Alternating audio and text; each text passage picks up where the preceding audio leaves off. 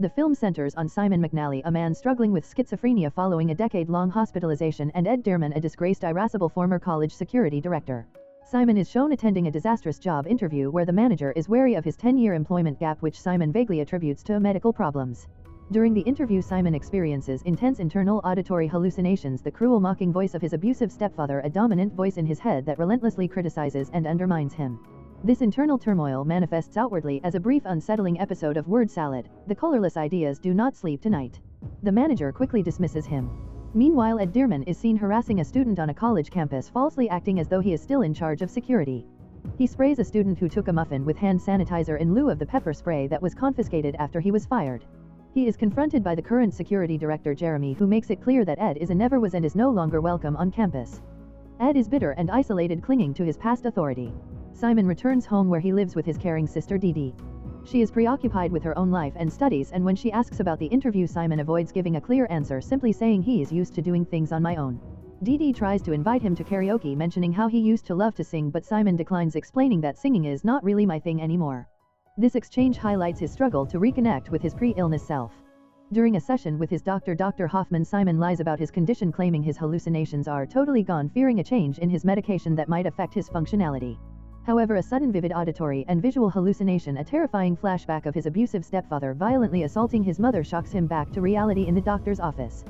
This trauma is immediately followed by Simon seeing a real-world incident outside the clinic, a distraught light-haired young woman being forcefully shoved into a white van by a man in a leather jacket. Simon is frozen by his internal voices, which mock his attempt to be a hero, reminding him of his powerlessness in the past. You couldn't do anything then, and you won't do anything now. By the time he overcomes his stupor, the van is gone. Desperate, Simon goes to his neighbor Ed Dearman, a man who had previously called Simon a batshit loon. Simon begs Ed for a ride to the police station to report the kidnapping, but Ed is immediately dismissive and skeptical, threatening to call the police on Simon himself. Simon manages to get to the police station on foot, but the interview with Detective Glover is fruitless.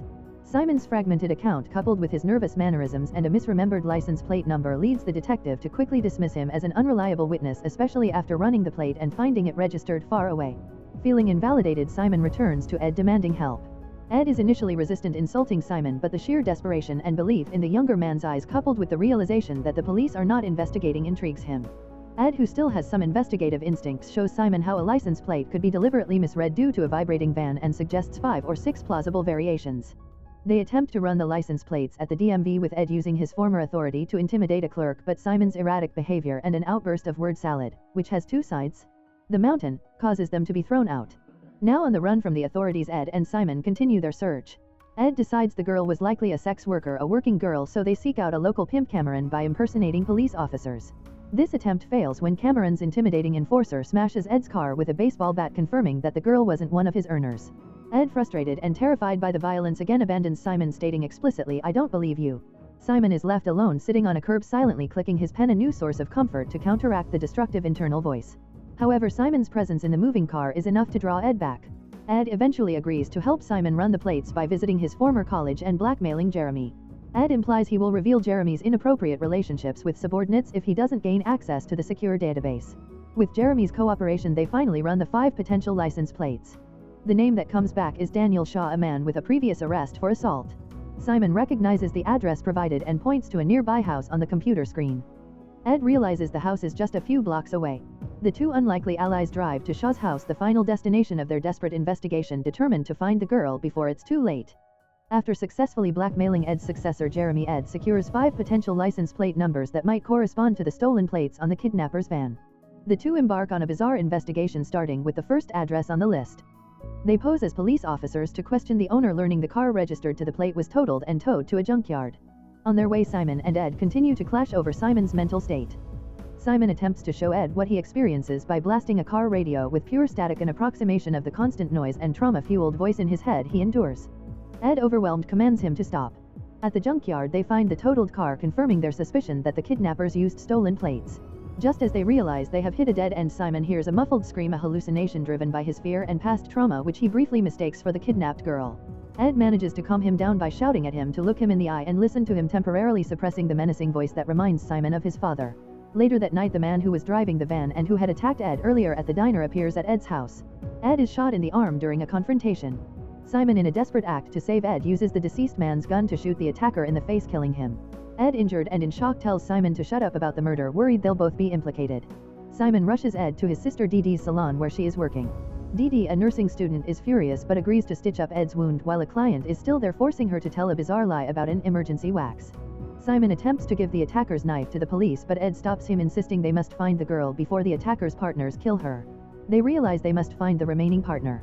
With the police closing in, Detective Glover is now investigating Simon and Ed as suspects in a homicide. The two are forced to flee on a public bus. Simon uses his newly developed technique of making brief eye contact with strangers, which helps him control his verbal tics. He notices a Vanderton clock on the wall of the bus, which reminds him of the clock Ed has at his house. This triggers a memory from their earlier interrogation of the pimp Cameron, who mentioned the clock and was wearing the same hand sanitizer that Ed had used earlier. They track down the second partner, Kurt, who works at the junkyard.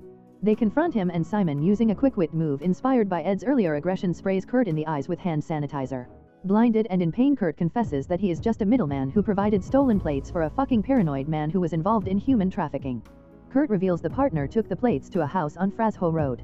Ed, despite his promise not to call the police, immediately phones Detective Glover with the new information and then runs to the house with Simon. At the house they discover an office with a file containing passports and applications for 4 young women, confirming the human trafficking operation. Simon begins to lose control as the voice in his head returns, mocking him and calling him a fucking retard for failing. Ed calms him down by encouraging him to focus on the clicking sound of his pen, grounding him in reality. The police arrive, loudly demanding they surrender. Ed and Simon, believing they are surrounded, find a locked closet. Ed, recalling his past lectures on security, realizes the closet has a tubular lock and uses Simon's plastic pen to pick the lock. Inside they find the kidnapped girl Anya alive but traumatized. They emerge from the house just as Detective Glover arrives. Ed and Simon are taken into custody, but the sight of the rescued girl is proof of their story. The final scene shows Simon in a squad car where he is told his sister is waiting for him. Simon smiles, a peaceful internal victory achieved through his heroism. The climax of the film revolves around the desperate race to save the kidnapped girl and the final confrontation with the traffickers. After Ed is shot and Simon saves his life by killing the attacker, they are forced into hiding. Detective Glover quickly identifies the victim's body and puts out a bolo, "Be on the lookout," for Ed's car, making them fugitives. Simon's sister Dee Dee risks her future to treat Ed's wound, stitching him up on a hair salon floor. This act solidifies her faith in Simon, realizing his terrifying story might be true. Desperate for the next lead, Ed and Simon track down the second partner, Kurt, at the junkyard. Simon, using a quick thinking move inspired by Ed's earlier aggression, blinds Kurt with hand sanitizer. Under duress, Kurt confesses to being the middleman for a human trafficking ring and reveals that the van's stolen plates were delivered to a house on Frasho Road. Ed, despite his earlier promise to Kurt, immediately calls Detective Glover with the address, making the final heroic decision to trust the police with the location. The pair arrive at the house just ahead of the police. Ed, remembering his security training, realizes the house's exterior door has a tubular lock. He uses a plastic pen, a tool of his old trade, to pick the lock and gain entry. Inside they find evidence of the trafficking ring, a file cabinet containing passports and applications for several young women. Simon's anxiety peaks when the voice in his head attacks him one final time, telling him he is a failure and that the girl is already dead. Ed, however, successfully helps Simon combat the hallucination by urging him to focus on the real-world sound of his clicking pen, grounding him in the present. They discover a locked closet in a hidden upstairs room. Using the pen again, Ed opens it and they find the girl Anya alive but bound. As they lead Anya outside, Detective Glover and a swarm of officers surround the house. Simon and Ed are taken into custody, but their actions have secured the girl's rescue and provided the police with enough evidence to dismantle the trafficking ring. In the back of the patrol car, Simon is told his sister is waiting for him at the station. He smiles, a final peaceful expression of validation. The man dismissed as a lunatic and the bitter has been managed to succeed where the official system failed, finding redemption and justice by believing in each other. If you enjoy watching this video, then subscribe to Angel Recaps for the latest movies explanation.